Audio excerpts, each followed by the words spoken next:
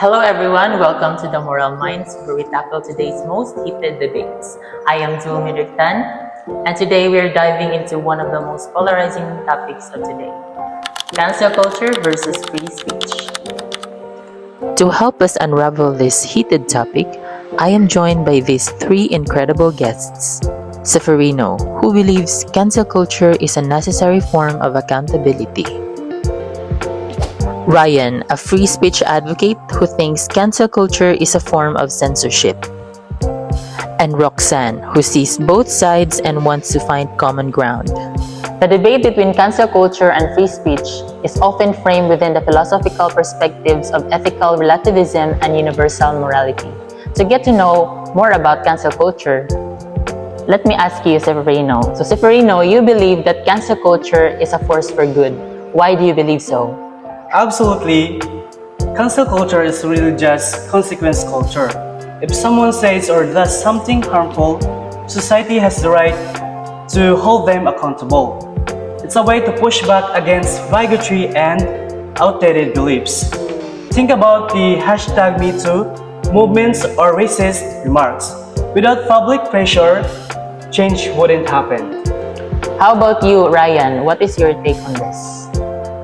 I think cancel culture isn't just holding people accountable, it's mob justice. It often doesn't allow for growth, forgiveness, or a context.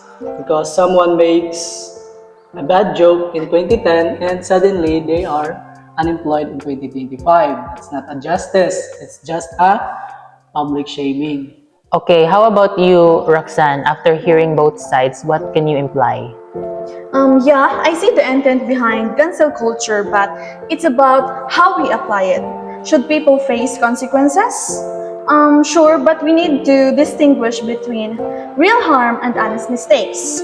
There's a difference between calling out a dangerous predator and canceling someone over an old tweet. Now let's talk about free speech. Should speech be completely unrestricted or the other way around? Yes, because who decide what is offensive? In one decade, it is fine, but in others, it is problematic.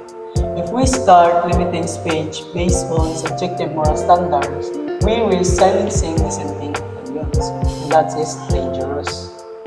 But speech has consequences. Free speech doesn't mean freedom from reaction. If someone spreads misinformation or hate speech, society has the right to reject them.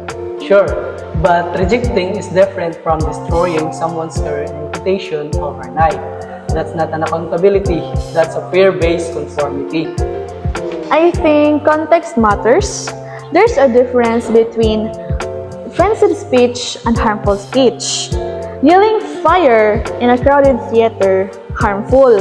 But a comedian making an edgy joke, that's subjective. Now this brings us to the heart of the issue.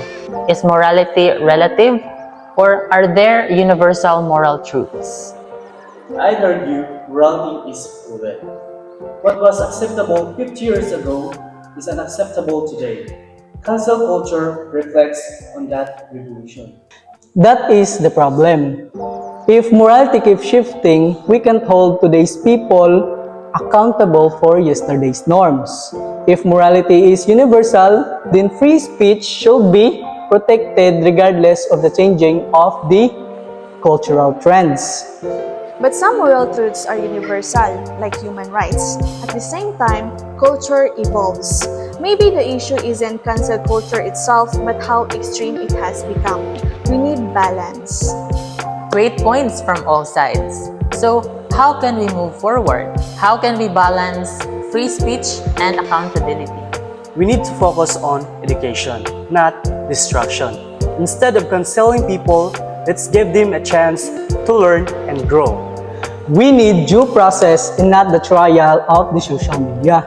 Let's have a real conversation and not an instant outrage. Cancel culture should be reserved for extreme cases, not weaponized against every minor mistakes. Let's encourage growth, not permanent exile. That was an incredible discussion. We have explored cancel culture, free speech, and moral philosophy. The big takeaway? We We need more nuance, more conversations, and less reactionary judgment. To our listeners, where do you stand? Is cancel culture a tool for justice or a threat to free speech? Let us know in the comments below. Thank you for tuning in to Moral Minds. We will see you next time. Bye!